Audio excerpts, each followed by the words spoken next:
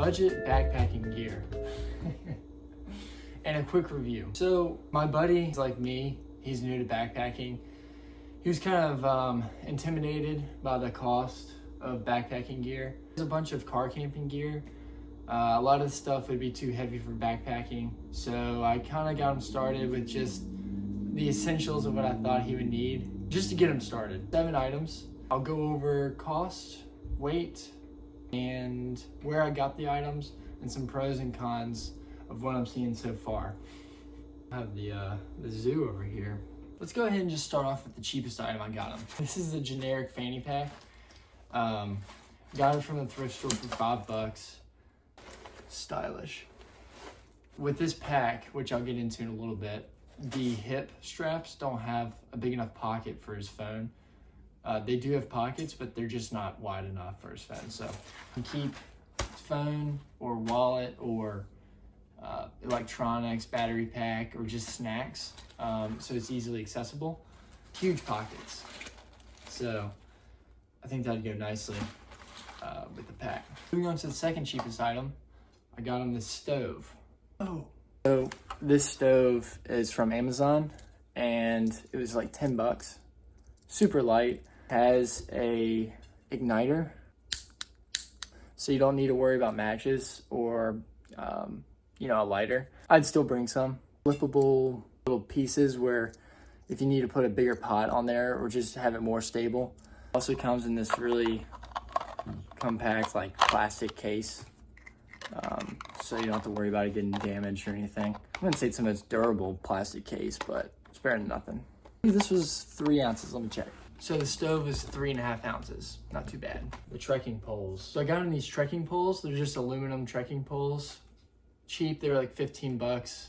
It's a company called River Country Products. They're based out of Washington State. I don't think these are like the highest end stuff, but it'll definitely, be fine for a starter, especially for weekend trips like we're gonna start doing. So, and these are actually gonna be used to set up the tent as well.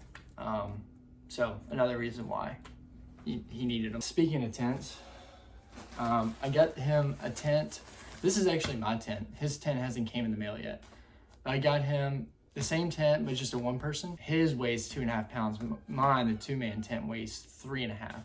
Yeah, this is also from River Country Products. I have a video of that on my channel if you want to go check that out. Super easy to use, a lot of space.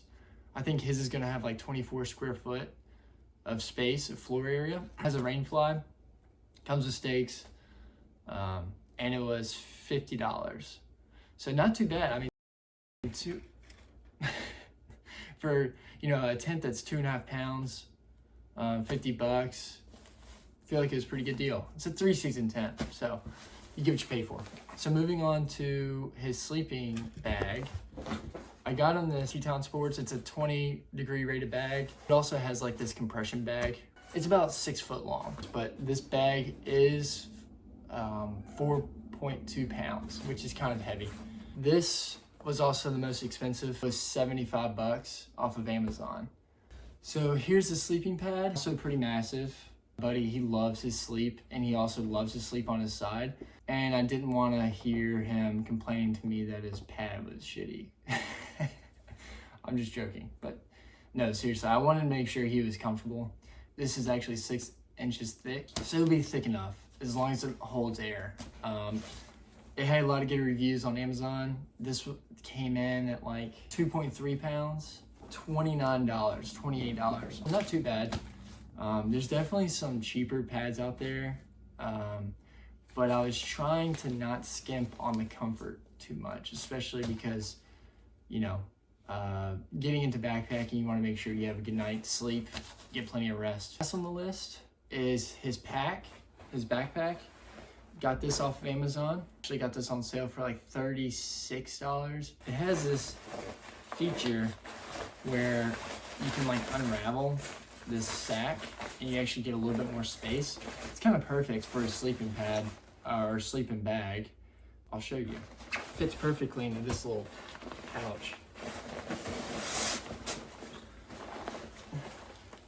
That way it's kind of on the exterior of your bag and you're able to fit a lot more stuff down right where that would have been, if that makes sense. So we'll see if this holds up. It seems like it's pretty well made though. That was a cool feature. Did not know that was a feature until I bought it. Oh, and the bag was 2.5 pounds. Not too bad, honestly, especially for what what you paid for. It's 30, like I said, 35 bucks. So it's a good starter bag. If he decides to, get another bag, maybe wants a bigger size or cut on weight, he's free to do that in the future. But for 35 bucks, I feel like you probably can't beat that. So I'll give you a couple of thoughts and opinions on each of these items. Starting with the backpack, I have a list because I forget.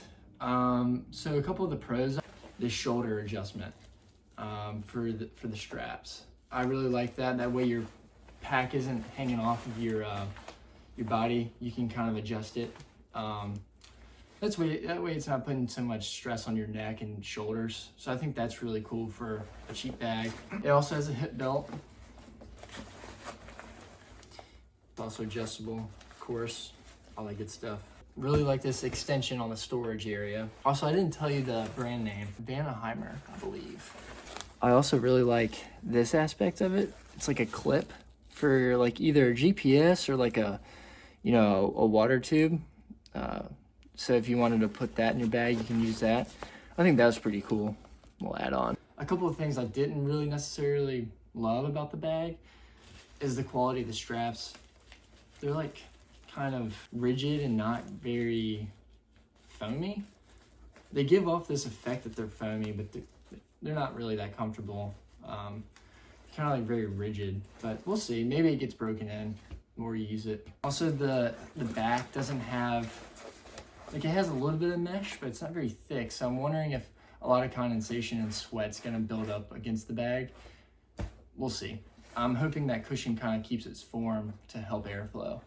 Oh, and another thing I did not love is how shallow these water bottle holders are. Especially for like a Nalgene. If you have a Nalgene, it's just not gonna fit right there. So that might be a pain. But overall, I think it's a good bag. It's 35 bucks. You get what you pay for. It's a great starter bag for my buddy. So I'm gonna go ahead and try to take out this bag from this sack. It already feels like it's not gonna go back in, but we're gonna do it for research. Oh yeah, there's no way. After pulling the zipper a little bit, it's not getting snagged or anything, so that's good. It also has a zipper on the inside too, so that's nice. So you can zip up from the inside when it's really cold. Cool, yeah. There's no way I'm getting this back in this bag, but you can watch me try. You know what? I'm going with the old stuff it, shove it in the bag type of method. I know this is probably what my buddy would do too, so.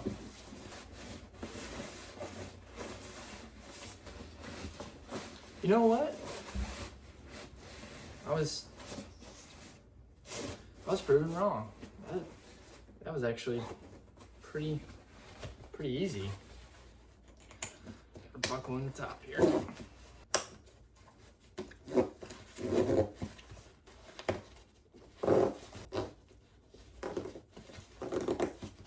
Okay. Wow.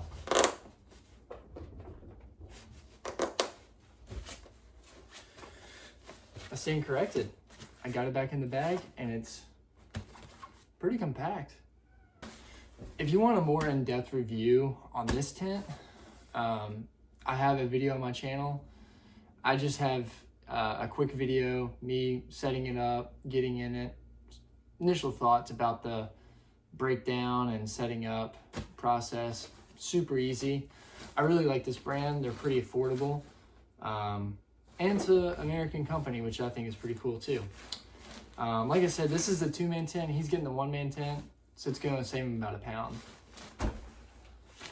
Moving on to the sleeping pad. I do like that it came with this this sack to keep it in. So one thing I really like about this this pad is it has a built-in pump for one, so you don't have to worry about attachments, any of that stuff. And that it's relatively lightweight. I mean, considering that it's 6 inches thick, I mean, It might be a bit overkill on the thickness, but like I said, I'd much rather him be comfortable. This is the built-in pump, and then here's the air release on the other side, on the back.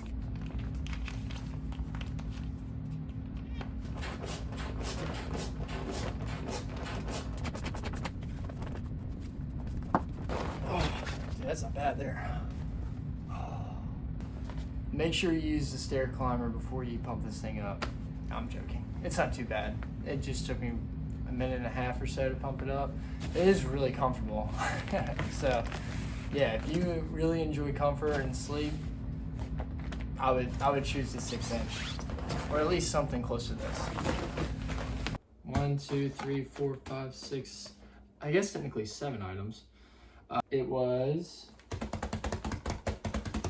$215, which isn't too bad. I mean, I feel like this is a pretty comfortable setup. A 20-degree bag, a 6-inch pad, a trekking pole tent with 24 square foot of floor area, some trekking poles, a fanny pack, a stove, and your 50-liter bag. And it only weighs 16.25 pounds. Obviously, there's going to be some stuff he needs to add that's going to up the weight a little bit, but if you didn't want to spend, you know, this much money, you can easily find stuff on Facebook Marketplace, thrift stores, eBay. I'm actually going to have a video coming out on my pack, and a lot of my stuff is thrifted. So stay tuned for that. But yeah, guys, if you have any questions, let me know. I'm happy to help. I appreciate you watching, and see you on the next one.